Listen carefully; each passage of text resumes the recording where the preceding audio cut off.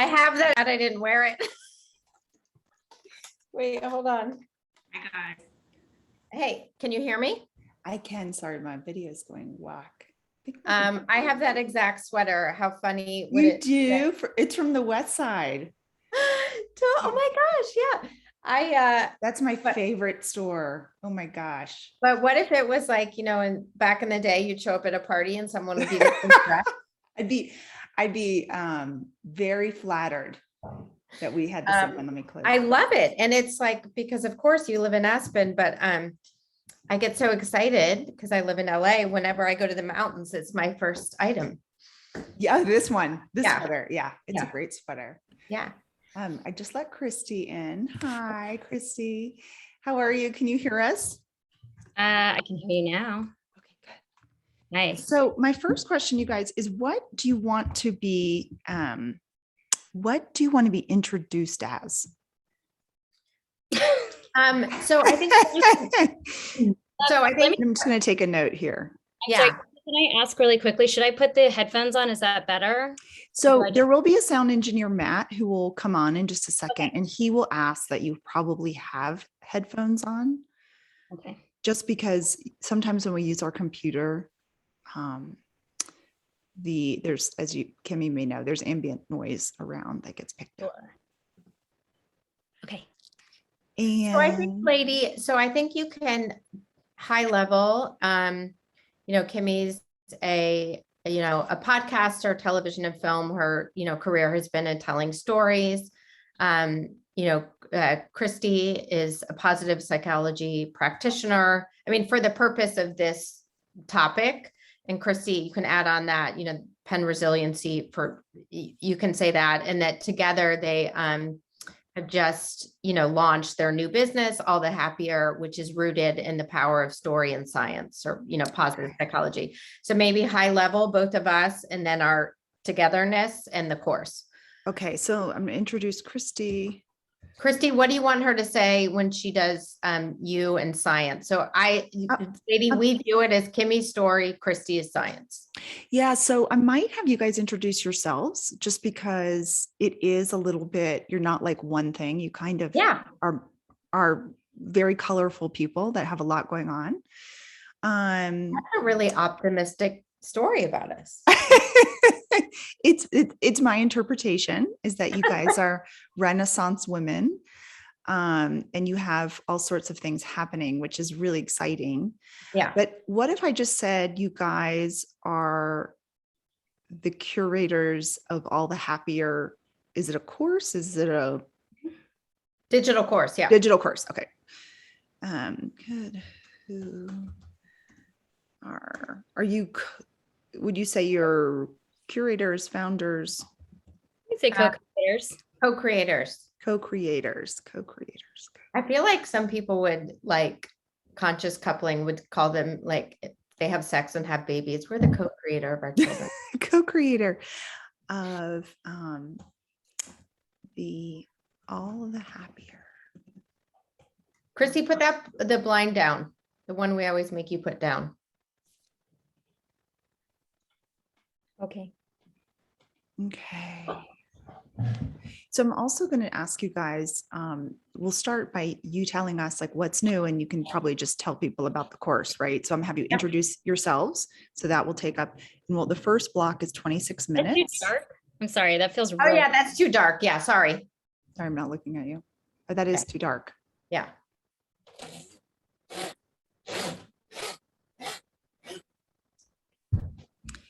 And then I'm going to ask you, so the topic, just to be clear, the habit is, it's not optimism, it's learned optimism. Yes. Okay. Because there is a difference, obviously. So I just want to be clear. Okay. I didn't mean to sound like, yes, I was just walking and I wanted you to hear me. Yes. No, it is. And it is a different. Well, I think if we're talking about an actionable skill, the idea behind learned optimism is that you can learn how to do it. Yeah. And it is something that, and just so I'm clear, and I'm not going to say this, I'll let you say this if you want, but that was developed, right, by, and I don't have his name in front of me. Martin Seligman. Yes. A positive psychologist at some point in time. Yes. Yes. It's not like the term optimism, which is just a word. Okay. Yes. Yes, learned optimism is his work. His work. Okay. Yeah. And do you guys teach a lot of that in your course? So I would say we haven't specifically talked about it. It's more of a strategy. I want to think of it, I want to kind of frame it out as it's more of a skill or a way of when you're talking about learned optimism, of how you can change the way you look at the world. Just challenge some beliefs and assumptions about the way that you look at the world. So we haven't talked about it, but I would say high level, we do a lot of talking about optimism, hope, other positive emotions that when we intentionally create those moments, cultivate those moments of positive emotion, the benefits that come from that. Okay. We are also in our first iteration of this course. So, Yes. we're still learning as we go. Yeah. And like sometimes conversations like this one with me can help sort of, shake the tree and see what you might want to go towards. Yes. Right. I like that. Shake the tree. I'm really appreciating your background. Oh, that's my living room. She lives in Aspen. It has very strong Colorado Aspen-y vibes. It's beautiful. Yeah. Or just painting? what? It's painting. Yeah. It's a shack in Haiti. And this painter is an African-American woman who's Haitian, I think, or I should say Haitian woman, but she lives here now in America. And she draws these paint these amazing landscapes of Haiti, and they're all colorful and they all like really speak to me. They're beautiful. Yeah. And I'm a total book nerd and spend most of my free time reading. So my living room's a homage to my reading. So we were just having this conversation about vitality. And when we were thinking about the things that go into each person's individual vitality or health, I was thinking how like life right now is really difficult. We're both, Kimmy and I are both feeling a lot of overwhelm. Yeah. And I made this joke that like, but this isn't a prison sentence. This is life. And so I went and bought the new Sally Rooney book. Have you read her? I haven't. I do know it though. Okay. Yeah. Just if you're a book person, I feel like the internet's been such a flutter about, is it as good as normal people? Is it whatever? Yeah. I just started it. I'm reading The Paper Place, which is on Reese's book club. Okay. It's the woman who's head of all scripts for HBO or something. She wrote it, and it's Fiction? really good. It's really dark. Wow.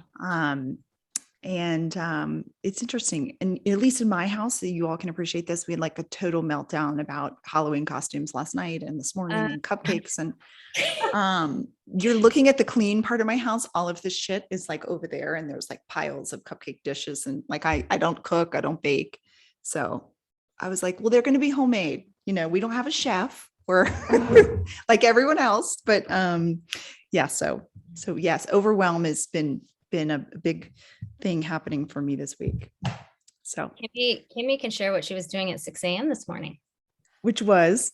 So I volunteered to do the class party in my 8-year-old's class. We decided to make Frankenstein slime. Of course, ordered last minute. The Amazon boxes did not come because this was a yesterday activity. They came after we went to bed. So we decided to get up 6 a.m. and make Frankenstein slime.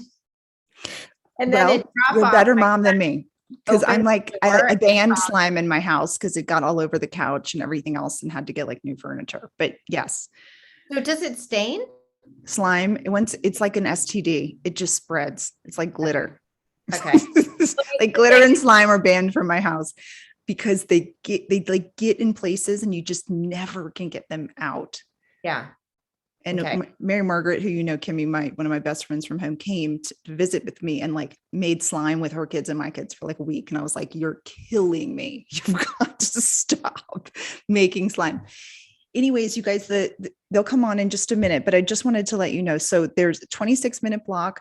We'll go to break. We will be streaming live on Facebook, and I'll do that in just a second. So I will ask you guys some fun Facebook questions, which aren't questions about learned optimism. They're just fun, like funky, questions. And I'm a huge fan of Inside the Actor Studio, James Lipton, you might be. So I ask my powerful questions that are fun. But here's Matt. Here's the audio guy. And then we'll come back from break, have 26 minutes. I'll give you guys a chance to plug yourselves at the end so people can find you and join your course. And if you want to give them a code or whatever, go for it. And then we'll wrap up. And it's just a really easy conversation. Hey, Matt, is that you? Yep. Hi, lady. How you doing today? I'm good. Meet Kimmy and Christy. Hi, Matt. Hello. Hello. How are you? We're good. Good. Good. All right. Let's do a quick sound check. Kimmy, go ahead and just count back from 5 for me one time. 5, 4, 3, 2, 1. All right. Sounds good. And Christy, go ahead. So I'm going to say first that I have these headphones on, but it's the voice that it's coming through my computer. So could you just instruct me how to switch? It does sound like the headset is on. You're sounding pretty good. So we could double check though. If you go down to the bottom left corner of the Zoom window, Bottom you'll left? see a little mute button there, and then there's a little arrow. Click right on the arrow. So right now it says that it's using my MacBook Air speakers. MacBook Air for microphone and MacBook Air speakers. So All right. So at the bottom of that, click on the audio settings. okay. All right, and in the audio settings, you'll see where it says test speakers and test mic, and then to the right of that, it says what you're using. If you click where it says what you're using, it gives a little drop-down menu, and you could select your headset. Okay, how's that? Oh, Lord. What is that? I don't know. I just switched it to USB audio device. Did we lose? All right. That's Matt. He was doing Go ahead. something. Yeah, go ahead and give me count back from 5 again. 5, 4, 3, 2, 1. All right. So now we want to turn up the mic a little bit. So is that window still open? Yep. All right. Yes. So. All right. So right below where it says test mic is the volume slide bar. Where would you say percentage wise it is? We're it's like less than 50%. Okay, go ahead and raise it up to like 50, 55% and see how it sounds there. You know, it's hold on. What's Will it not let you interesting- change it? No. Okay, hold so on. right below there's a little tab that says automatically adjust microphone volume. Yep. Make sure that's not selected. Okay, now we can change it.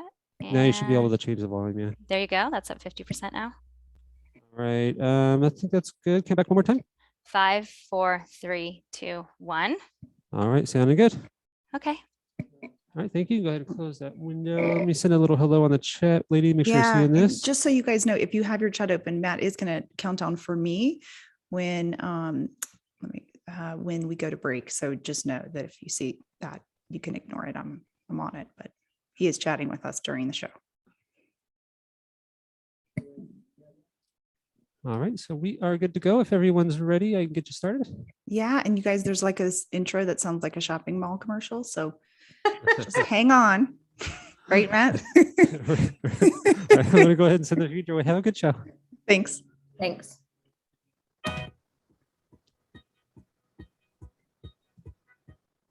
Welcome to Habits for Happiness with Lady Fuller. The path to happiness is paved with healthy habits. We spend much of our lives searching for happiness when the key we're looking for is right there inside of us. We can discover that key through habit change, which you're about to learn about.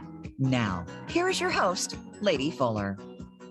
Welcome, everyone, to Habits for Happiness, the show where we discuss habits you can employ in your daily life that make you happier. So here on the show today to talk about learned optimism is the colorful Christy Peterson and Kimmy Culp, who are co-creators of All the Happier, an online wellness course rooted in science and human stories. So welcome, Kimmy and Christy. Hi, lady. Thank you for having us. Yeah. Yeah, Hi. the honor is mine. You guys are such empowered women, and I'm so happy to have you here today. But I want you guys, both do so much, and you can't be described as one thing, each of you. So if you could just, Kimmy going first, could take just a couple minutes to introduce yourselves and tell us about your background and what you bring to All the Happier. Sure. So I'm a mom. I have 3 kids. So I'm a mother and a wife, first and foremost. And my background is in storytelling. And I've done that in a number of different ways, primarily in television and film for many years, books and a podcast, All the Wiser, which I've now had for 2.5 years.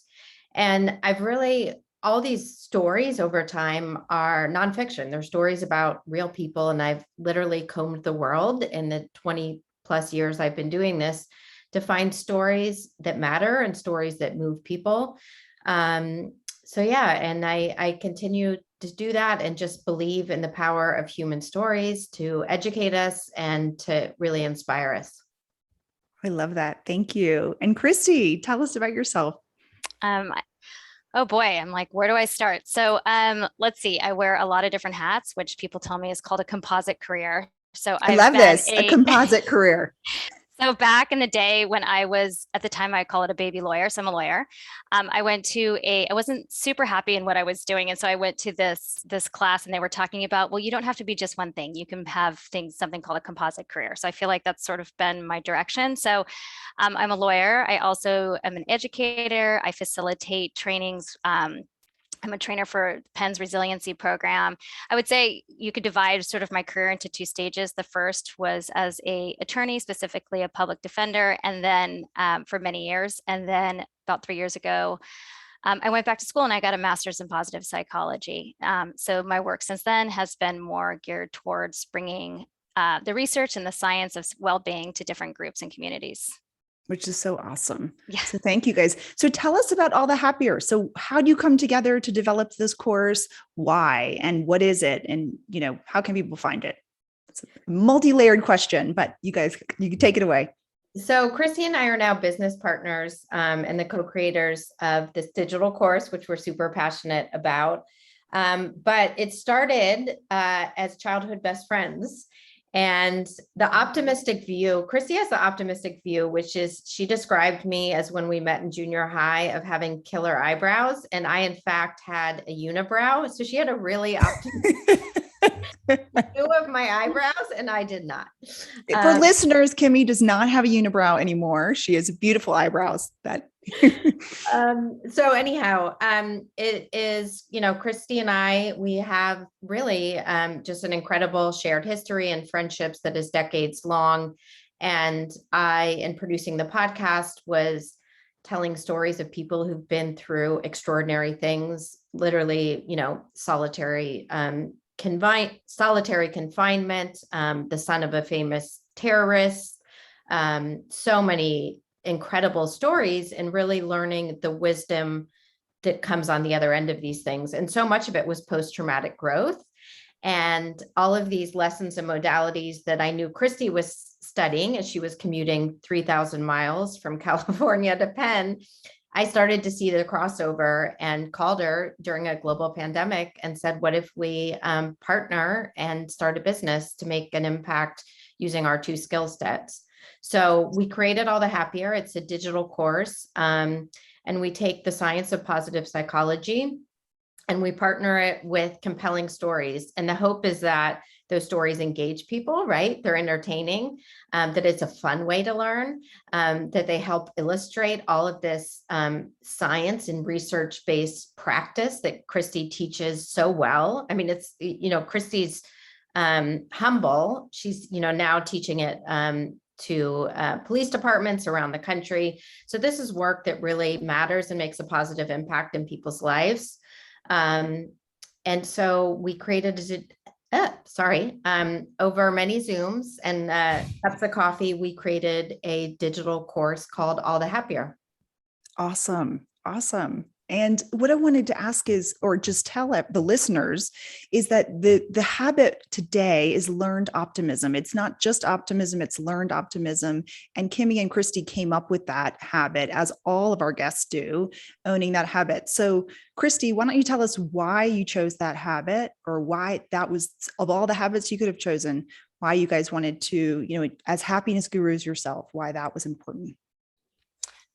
When we're thinking about what habit, I can speak for myself, what habit we wanted to talk about, what really this one came up and we learned optimism. So it's the work of Dr. Martin Seligman, who is a very famous psychologist at Penn. So I was familiar with the idea and the concept, but I will say at a personal level that it was one of the first areas of research in, I would say, the positive psychology field that really impacted me personally, that I thought to myself, I've always had sort of this, I call it the Eeyore disposition, the slightly more pessimistic take on the world. And yet I'd hear all this, really wonderful research, or that those people who are able to see the world from a slightly more optimistic perspective, there's great protective qualities to that, from greater sense of well-being, happiness, resilience, all of these things that I want for myself and I want for the people I work with. I wanted it for my clients, that I represent. I want it for my kids. So what really drew me to it is I liked what it is, and that we call it learned optimism, meaning it's accessible. It's an actionable thing that we can understand and then actually take steps to incorporate into our own lives. Yeah. So I have a question about that. So obviously, I identify as an eternal optimist, but there are times in my life You're where one of those. I am. It's a problem in a lot of ways because I'm dream really big and think I'm capable of everything, which is not always the case and can lead to disappointment and resentment. But for me, shocker, right? And so, but there is some thought process I would assume out there that people are born with being an optimist or being a pessimist. But what I hear you saying is that, with this idea of neuroplasticity, we can learn to be more optimistic. So tell me more about this idea that you either are or aren't. So I think what you're talking about is this idea that that optimism is trait-like, or it's our disposition. So we are born with a more glass half full perspective, or a glass half empty perspective or take on life. And there's certainly truth to that. And there's, some research would suggest it's like, so if you think of a pie of how we are and with regard to happiness, maybe you could say 50% is disposition, or it could be 20% or 30%, but a good portion is disposition. But there is also, when it comes to optimism, there's a good portion here that you can take intentional action in order to cultivate more optimism in your life. So I do think you start with disposition. I mean, I have 3 daughters, and I will tell you that we've got our youngest, she starts just about everything with good that. So like, it's raining, pouring, which maybe that's going to make it tricky for Halloween costume wearing. She would say, well, good that it's raining because there's been this awful drought in California, and this is so good for the plants. Meanwhile, my middle girl is going to approach the same thing and view it as, like, it's raining and I have this long, beautiful cape I wanted to wear and it's going to drag in the mud. Those are just, they kind of come to the same situation with 2 different mindsets. And I wouldn't say that one is better than the other. That's an important thing too. Just like you said just now about like being in this optimist, that sometimes it can get you in trouble. There is something to be said for being I don't want to say too optimistic, but what we're looking for here is really a balance. So when we're talking about learned optimism, it's like encouraging those people who maybe lean more towards on the heavier pessimistic side of things, so that they're seeing so much of the negative in the world, and just encouraging a slight shift of focus to more of that middle ground. Yeah. Yeah. So something that I love is in my coaching business is, I always say all of our behaviors, even pessimism, have a positive intention. So all of our bad behaviors or negative behaviors may have a positive intention. And the positive intention of pessimism would be biologically to keep ourselves safe by looking for danger. And of course, we don't live in the wild anymore, but it is something that our brains have adapted in order to, be able to scan for if we were going to get eaten by a tiger. And we aren't going to be eaten by a tiger anymore. So what I want to ask is, what would either of you tell listeners who feel or identify as more of a pessimist, if they wanted to become more optimistic, what could they do in their daily lives to get there? Do you want me to, what do you think, Kimmy? Yeah, you can start and then I'll. Okay. So I think I look at it as like a 2-step process. So the first is gaining more insight into your own way of looking at the world. So sometimes we don't actually know whether or not we're more optimistic or pessimistic. And most people, if you ask them, they'll have a general idea of, yeah, I tend to lean more towards like wah wah, or others may say like, I more have that perpetual sunny disposition. So I think it starts with insight and understanding, how do you view the world, and how, when events happen in your life, adversity, or just how do you explain them? Do you see them as all bad, all like there's I'm going to say there's the 3 P's they talk about when it comes to the way that we explain events in the world. And those are permanent, pervasive, and personal, which sounds a lot more complicated, but I'll give you an example. Like, this is always bad and it's never going to change. That's going to be your more pessimistic way of looking at things, or just that it's the quality is more permanent versus. So I think step one is just kind of understanding, how do I see the world? Do I see it as, well, this is hard right now, or this is hard all the time? The second step then would be, if you're seeing like, I tend to view things as pretty permanent, like this is hard all the time, how can you challenge that belief? It really comes down to challenging that belief of like, what else is happening here that might allow me to see this event that's happening from a slightly more optimistic viewpoint, or a slightly more hopeful way of looking at it? Is it happening all the time? Is it shorter? Is it personal? If that makes sense. Yeah. So asking yourself potentially some challenging questions. Yes. Right. And questioning your own thought process. Right. Because nothing is true, always true. If you like the work of Byron Katie, she's. Yes, exactly. Yeah. Yes. So again, I'm going to reference my middle girl. Is she tends to make those very big, broad statements that are like, things are, I'm never going to get this. And I think helping her to sort of challenge, like, never going to get it. How about you haven't gotten it yet, that big emphasis on that word yet. So I think that's a nice way to start to challenging your beliefs about the world. And then it helps to kind of open up what else could be true here. Like how else could this situation be viewed in a more hopeful way? Oh, I love that. And my next question is for Kimmy. So you've had this podcast for 2 years. It's All the Wiser. And I'm curious and you've heard these incredible stories from people all over the place who've lived through everything you can imagine, literally.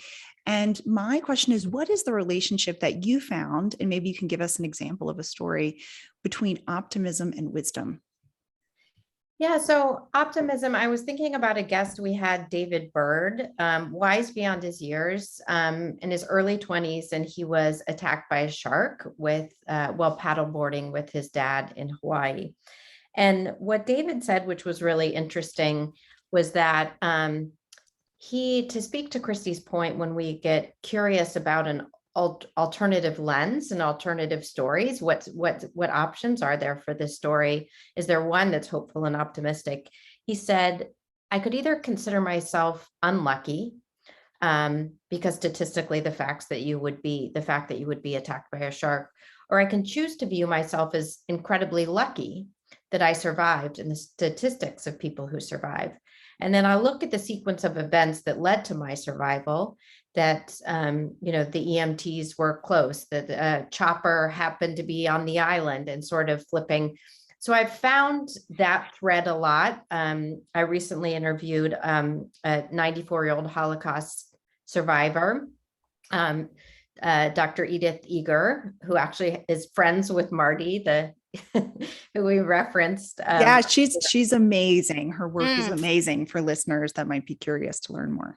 Yes. And so she was, again, she talks about this notion of curiosity, within the walls of Auschwitz. She's such an incredible storyteller, but she got curious about her alternate choices of how she could show up in that moment. And she showed up as somebody who was hopeful and optimistic. But to go back to Christy's point, that was a choice. It was a conscious choice for her to say, all I have control of at this point is my mind. And there are several different paths. And part of that path was what story she would choose to tell herself. And so she chose, within the walls of the most hellish, circumstances historically that we can, ever, barely fathom and contemplate.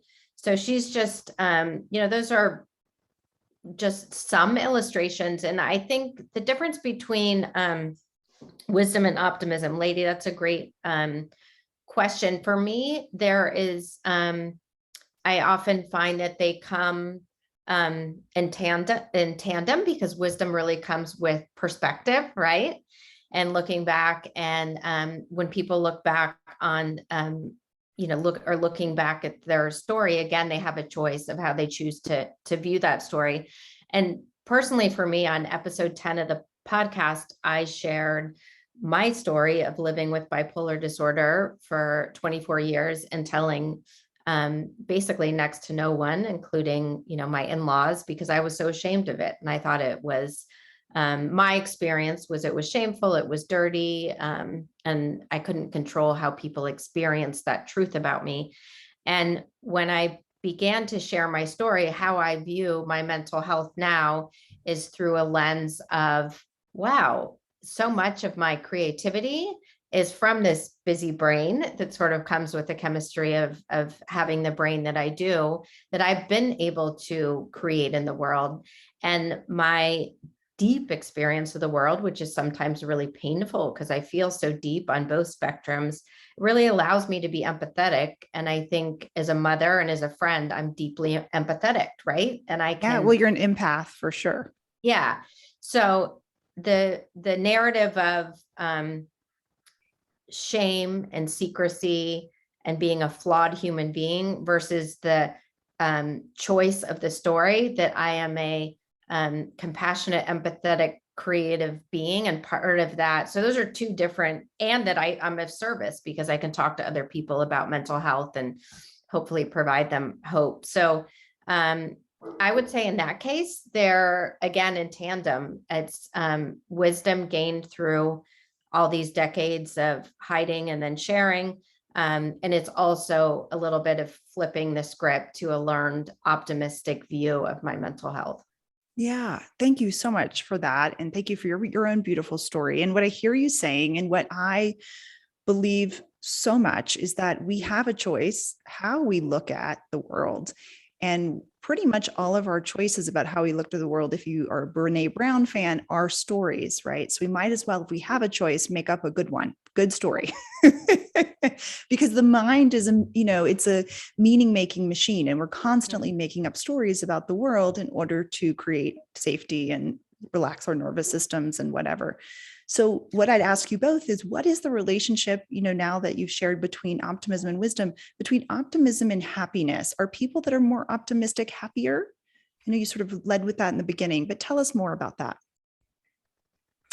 I think you could just go like intuitively when you think about optimism, that's a person who is choosing either naturally or through intention to see the world as a more hopeful, safer place. So not surprisingly, research tends to show that those people who have higher levels of optimism enjoy greater feelings of happiness. I would say perceived life satisfaction. So whether we think their life is great is neither here nor there. Is they believe that their life is they're happy, they enjoy their life. I think also there's like real protective qualities to having, I've said that about having a more optimistic way of looking at the world, insofar as you're going to feel a little less stress, less anxious.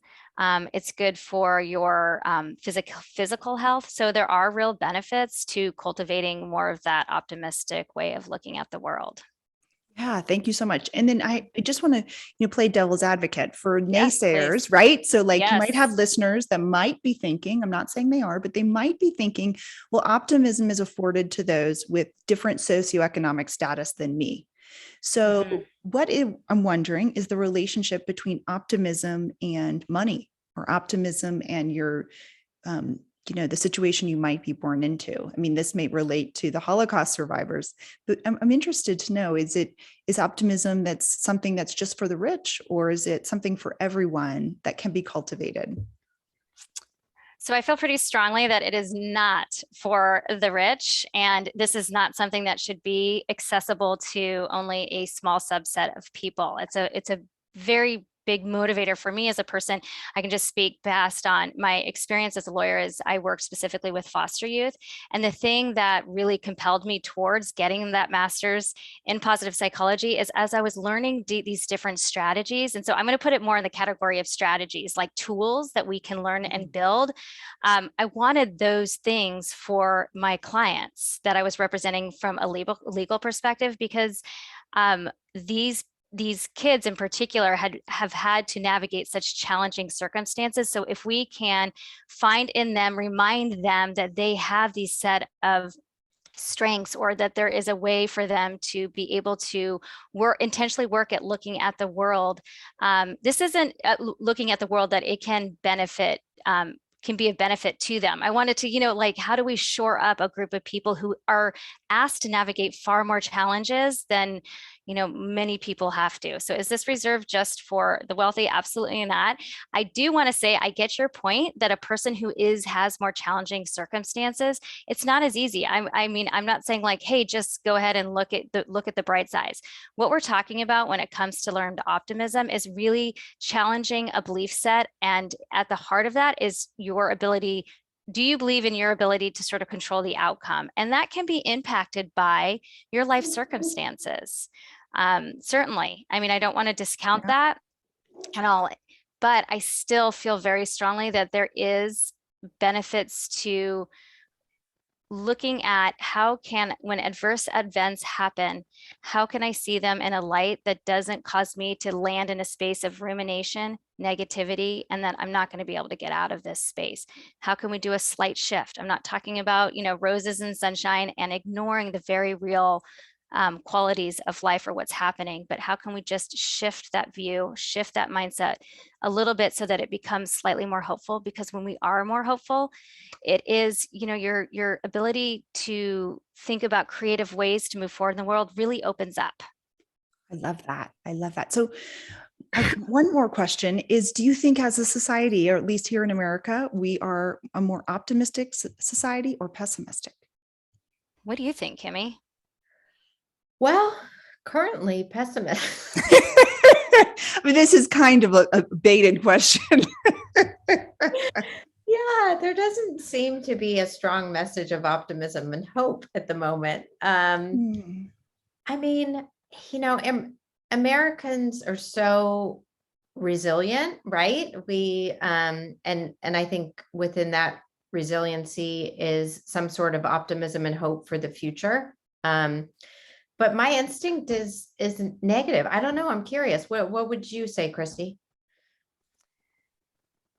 So the thought that came to mind was like wanting to talk about realism, like a realistic optimism. And that's where I feel like maybe there is, sometimes when we're talking about optimism, people start to think, are we just going to head in the sand kind of moments? And that's not what we're talking about. So how would I want America to be? Can I answer it that way? I would love. You can answer it however you'd like it to be. You guys are creating change, right? So you all have this ability to create this change.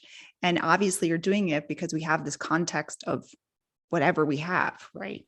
Yeah, I guess I would say I want to believe that we can move more towards this realistic but optimistic mindset. I don't want people, nor is it helpful for you not to be aware of the very real suffering that exists in the world. But if we can move towards kind of a mindset of more realistic optimism is what I want to call it, I think it is to the benefit of our communities. Yeah. So somewhere between rose-colored glasses and like Desperado, yes, sort of this in between, right? Where we can, because there are benefits. Yeah, there are real benefits to having a realistic viewpoint.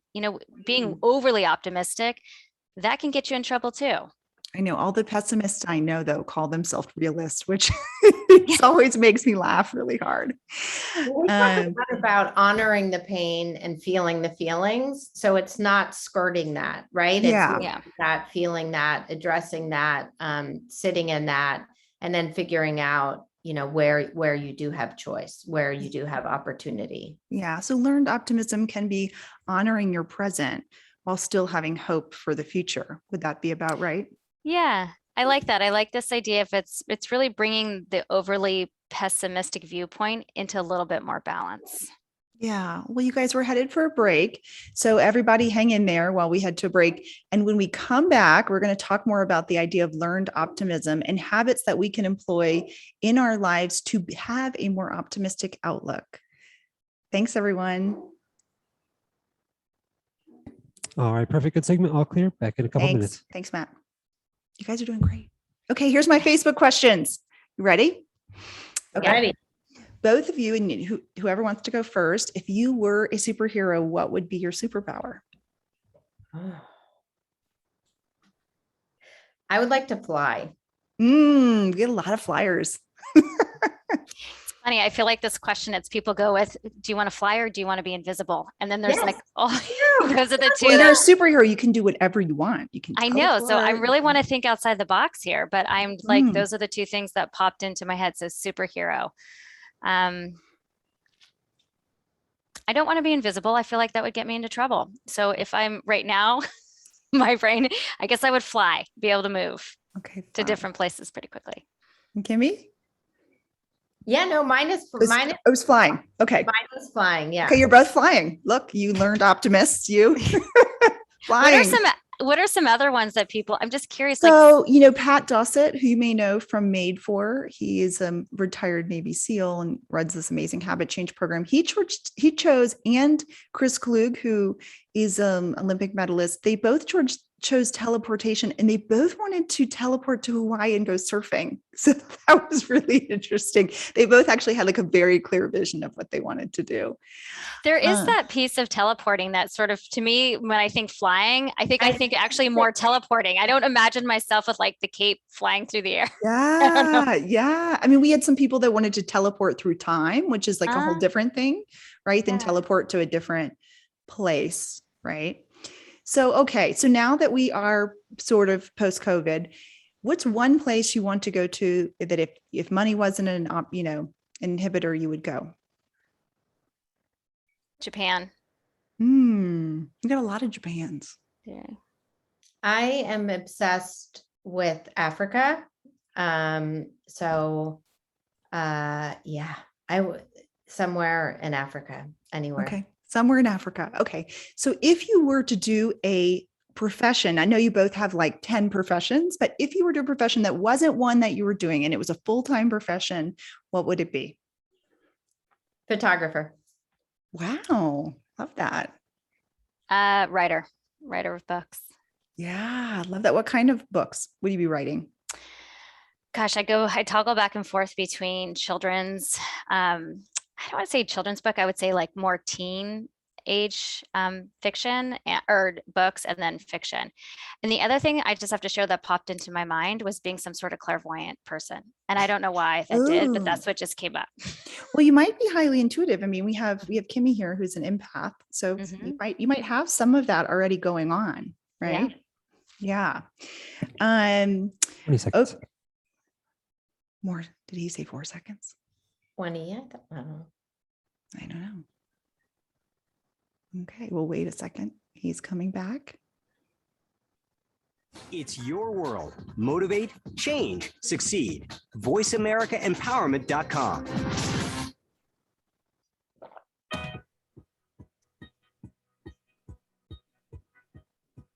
You are listening to Habits for Happiness. To reach the show today, call in to 1-888-346-9141. That's 1-888-346-9141. Now, back to our program. Here again is Lady Fuller. Welcome back, everyone. Thanks for hanging in there. We have Kimmy Culp and Christy Peterson, the co-creators of All the Happier, a wellness online course, talking to us today about the habit of learned optimism and how it can benefit your life and make you a happier person.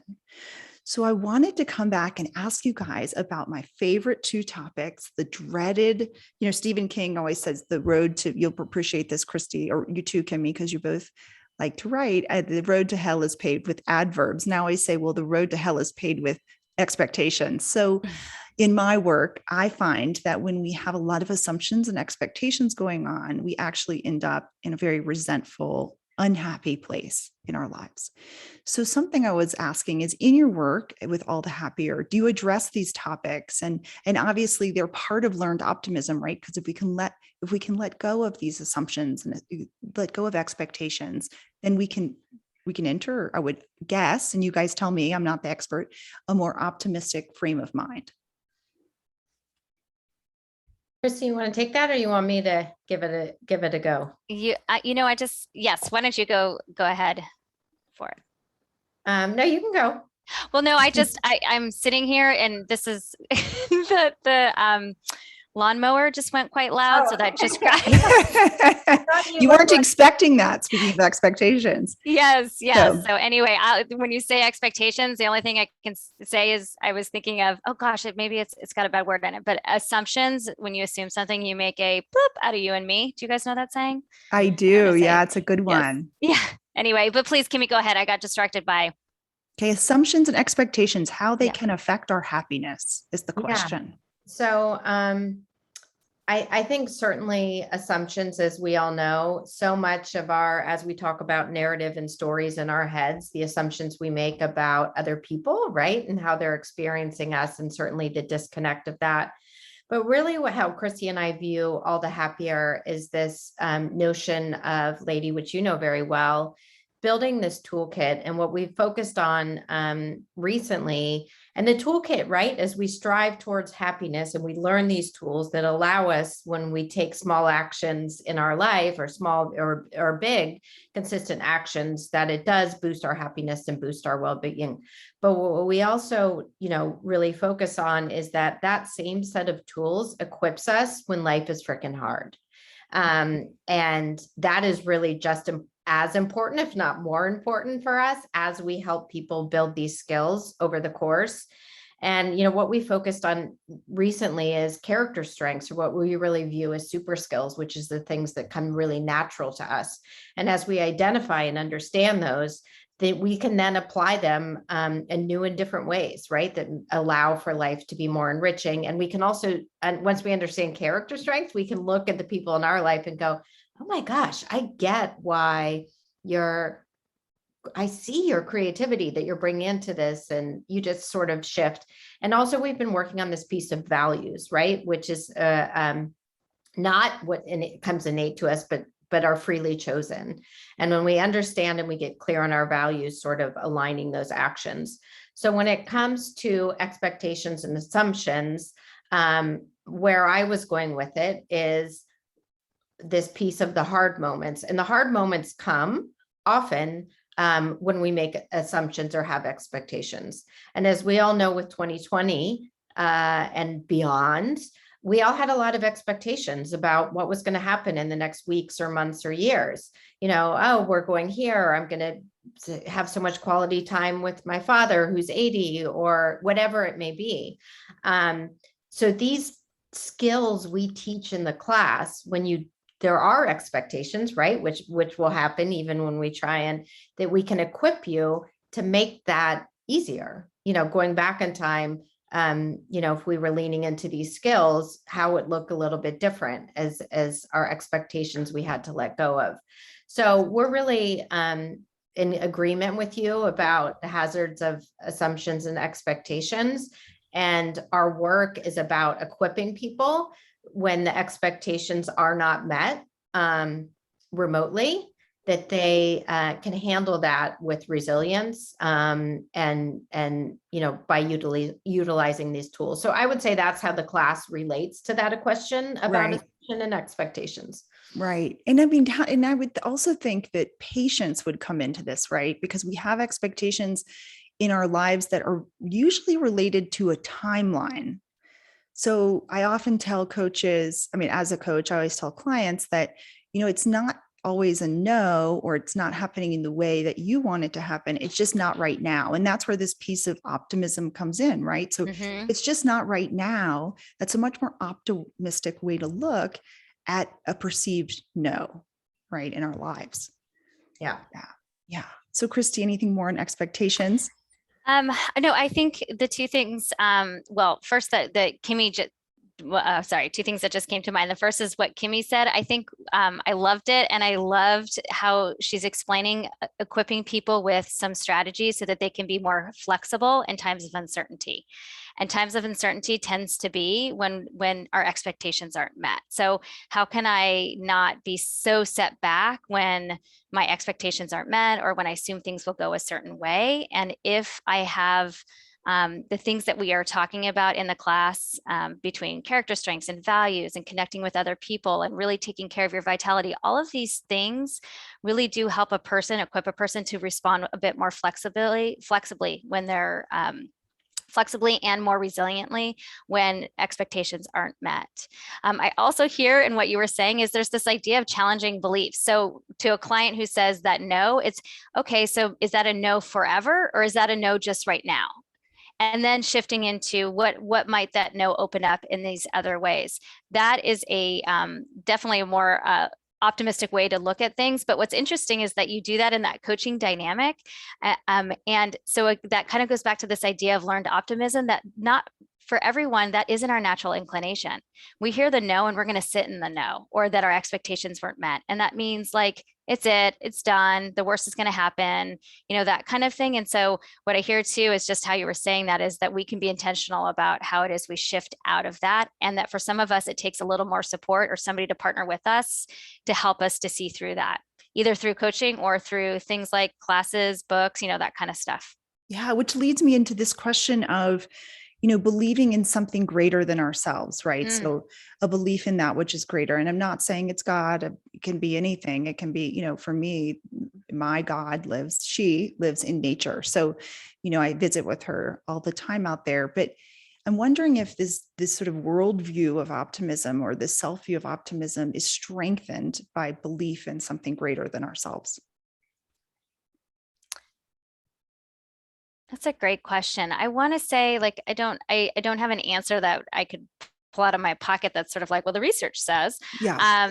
But I can just speak from my gut. I think when we see ourselves as part of something bigger, I would guess that that disposition or that mindset is a slightly more hopeful, which I always, kind of coincides so well with hopeful optimism, that spirituality piece. It really dovetails with gratitude. So even just describing being in nature and where you visit her, there's this ability to really be in that space and to notice and be grateful.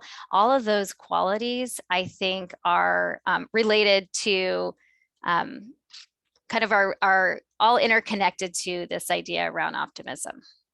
Yeah.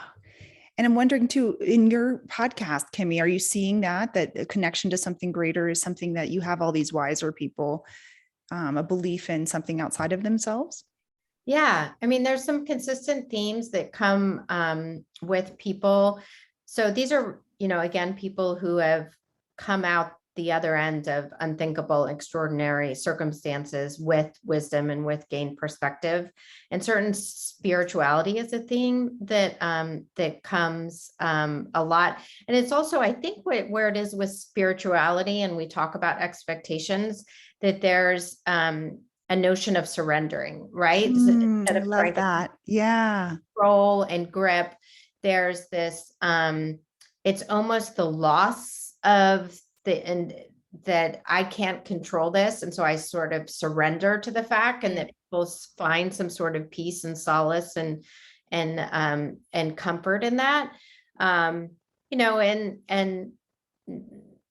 So yes. And I think people, they have a sense of reckoning, and they look for answers and they look for purpose. And some people, as you said, find it in a variety of faith and nature, which is that spiritual piece is healing, right? For a lot of people, and people have been through incredible trauma or in the thick of it. So it is a theme that comes up.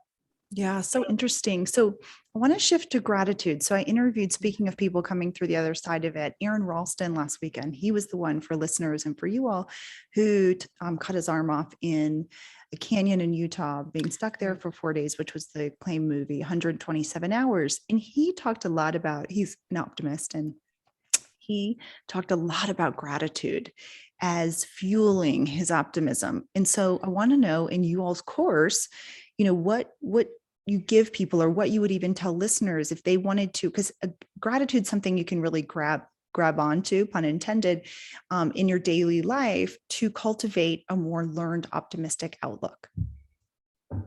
Yes. So there is such a great deal of research out there right now of all the benefits of gratitude. And it's so, which is great, because it is one of those qualities or ways of being that we can grab onto, to use your words. So how we talk about it is really in terms of this concept around positivity, and positivity meaning the cultivation, intentionally cultivating moments of positive emotion. And gratitude is one of those. And an easy way to do it, or easy, not easy, is, people have different gratitude practices. The one that I would say people are most familiar with is usually hunt the good stuff, see what's good out there. Or the write down what 3 good things that happened in a day. So those are 2 gratitude practices. What I do want to add that is so important is, if possible, to understand what you're grateful for, and then also tag on that extra why. So it I kind love of that. The why. it deepens that. So I can, right now, my husband has been out of the country for 7 days, and I am really appreciating him in his absence. I'm really appreciating the role he plays in our family to support all of us, our daughters, all of us. Anyway, so for me to say I feel grateful for Greg feels good. If I take that a step further, I feel really grateful for Greg because he provides such a balance and emotional strength to our family. I've just deepened that gratitude practice a little bit more. Oh, I love that. It gives it a little bit extra oomph. Go ahead, Kimmy. Yeah. The other hack or trick, and this was in a positive psychology book I read at the prompt of my dear friend and business partner, Christine, was this idea of sort of working backwards of all the circumstances that led up to a moment. So Okay, give us an example of that. So I give an example of that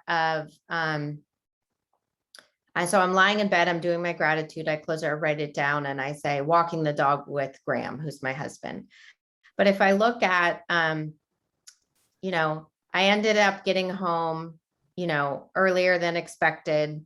The rain stopped. I sort of put together all the little pieces, right? All those micro moments that led up to it. The gratitude gets deeper, and all of a sudden I'm grateful for the weather. I'm grateful that the traffic was light and I got home earlier. I'm grateful for, so all those sequential things that lead up to a moment to be grateful for.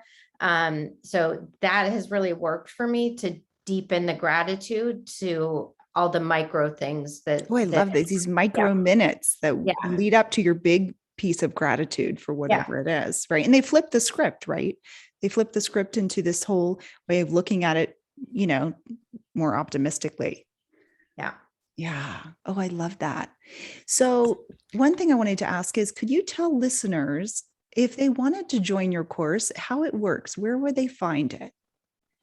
Yes. So you can follow us on Instagram we're at All the Happier, and our website is allthehappier.com. We're currently in the midst of a live 6-week course, which is incredible. We have people all around the country. What do you think, Christy, from like 25 to 78, like gathering with great intention? And the feedback we're getting is incredible, right? Because people are really acting with intention and going out in the world and leaning into the work and having a positive impact. We are going to be launching a class in January, sort of a new year, new you 2022, not going back to 20. We can go back there if you want. We can actually come up with some micro moments to lead to today. There is no teleporting to 2020. We're moving forward. So obviously a wonderful opportunity to start the year with intention. So follow us on Instagram, go to the website, sign up for our newsletter. We're going to be doing a course in January. We're going to make it super feasible to work into people's schedules and full lives. And you can learn everything on the website. Yeah. So the website is allthehappier.com. Oh, fabulous. Okay. So I just want to talk about happiness for the end of the show, because this is such a big topic. And obviously we're talking about learned optimism in the context of being happier. So did you guys identify that people were feeling or wanting to feel happier? Is that something like, I do, because in my practice, I'm a happiness coach and I feel that we all want happiness, but maybe you could start by defining for me, what is happiness to you? And what do you think people are looking for? I have very big feelings about the word happy. So I will Me start. too. Me too. You do? Okay. I do. Okay. So when I say I have big feelings, I should really say I have complicated feelings about the word happiness, because it is oftentimes we think happiness and people go to this like, yeah, I want it, but they park around this general feeling a good feeling. And good feelings are important too, but really the drive behind All the Happier is a far more holistic approach to what I will say is well-being. Well-being is my word. I love it. It's a little more nuanced. Kimmy, we kind of can go back and forth. But part of well-being, doing well, doing good, feeling good, functioning well in the world is feeling happy, having those positive emotions. That's a piece of it. But it's complex. It's also, feeling good, that idea behind well-being. It's the relationships and the connections we have with other people. It's our ability to accomplish stuff if that's something that we want to do. It's how much meaning do we feel we have in our life. It's there's these different components or different areas, pillars, I should say, that go into this idea of well-being and or happiness as more the umbrella term. Yeah. And do you think because I want to hear from you too, Kimmy, but Yeah. Christy, I just want to ask, do you think people are searching for more well-being or, as a sort of token word, Yes. happiness and Yes. why?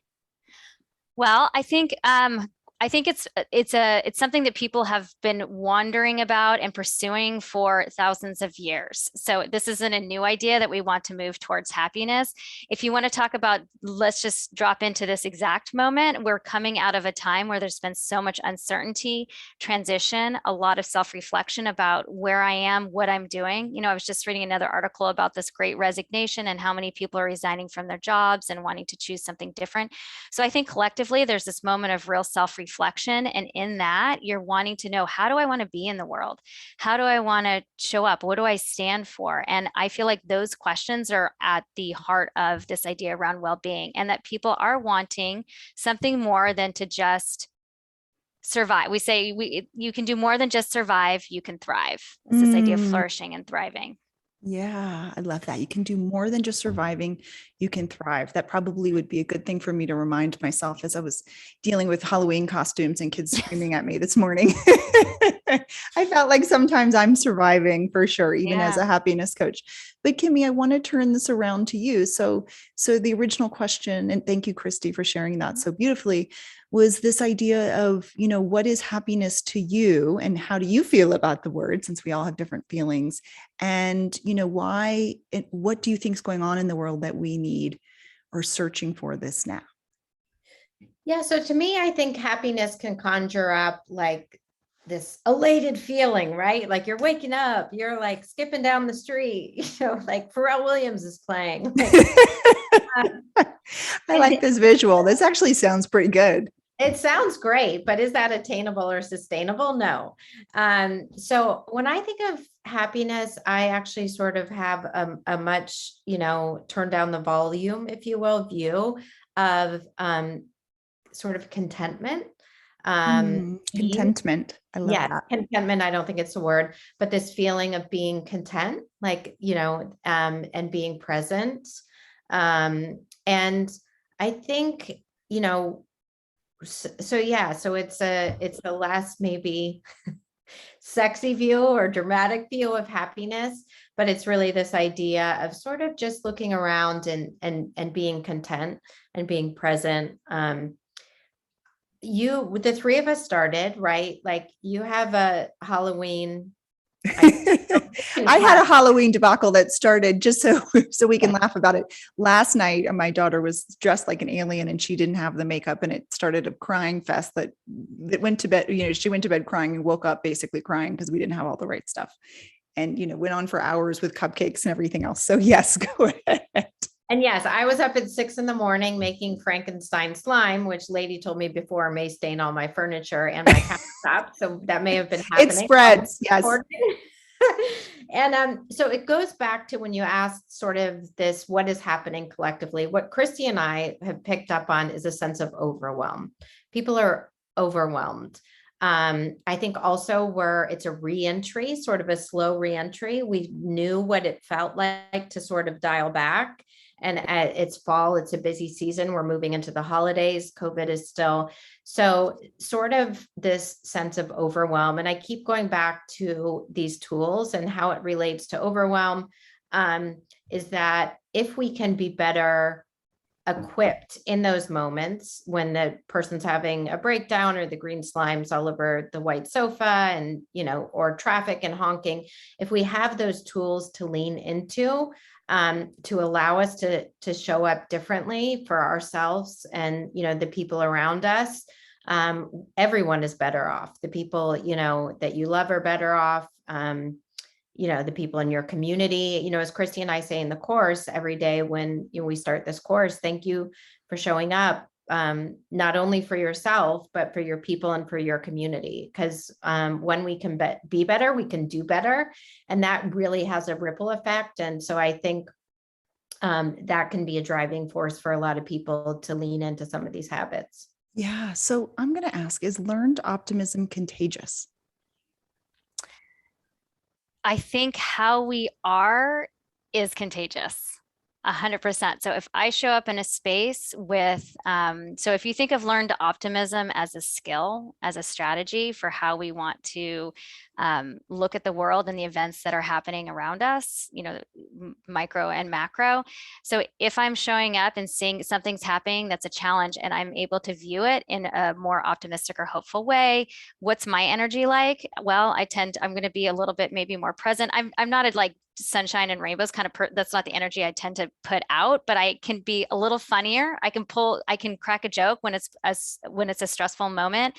The energy that I'm giving off is lighter, maybe more present with my kids, and that feeling, those qualities are contagious. 100%. I also would say people are attracted to you. We've all gotten off the phone and being like, or walked away and being like, she's so negative, right? Like, oh, well, the kids and it's a mess and I've had the cold and you're like, oh my God, this is exhausting to be around. The opposite is the sort of more, even if it's learned, right? Even if it's not innate, has a more hopeful perspective, leans into gratitude. Oh my gosh, this is the best bolognese ever, You kind of want to cozy up to that person and like scoot your chair away from the person who's constantly complaining. So I think people want to be around you more. Yeah, totally. You're attractive and you're magnetic, but you're also giving out into the world this other viewpoint of how things can and are or could be, right? Yeah, you're modeling it. Yeah. Yeah. And I think that's so beautiful. And one of the things that I'm really resonating, thank you guys both so much for being here, but what really is resonating from me from this whole conversation is this concept of, whether you're an optimist or a pessimist, this concept that you might not be okay in the present moment, and that's okay, but that you can get curious about that the future might be better, right? So that even though that you're not okay right now, that if you have enough, as the filmmakers say, you can pull focus farther out enough, you can see that, the world's larger, you've survived everything until this moment, and you likely will survive moving forward. And the chances are, no matter how crappy the current moment could be, there is always hope moving forward. Yeah. So thank you guys so much for being here. Please, you guys, if you want to continue the conversation, please check out our Facebook page at Habits for Happiness. And Kimmy and Christy, thank you so much for being here. And guys, check out allthehappier.com. Sign up for the course. Get curious about your own viewpoint of the world and spread some optimism. It sounds like we all could use more of it today and always. So thank you both. Thank you for having us, lady. Yeah, thank you. It was really fun. All right, good show today. We're all clear. Okay. So all right, thanks, lady. Yeah, no problem. So I'll stop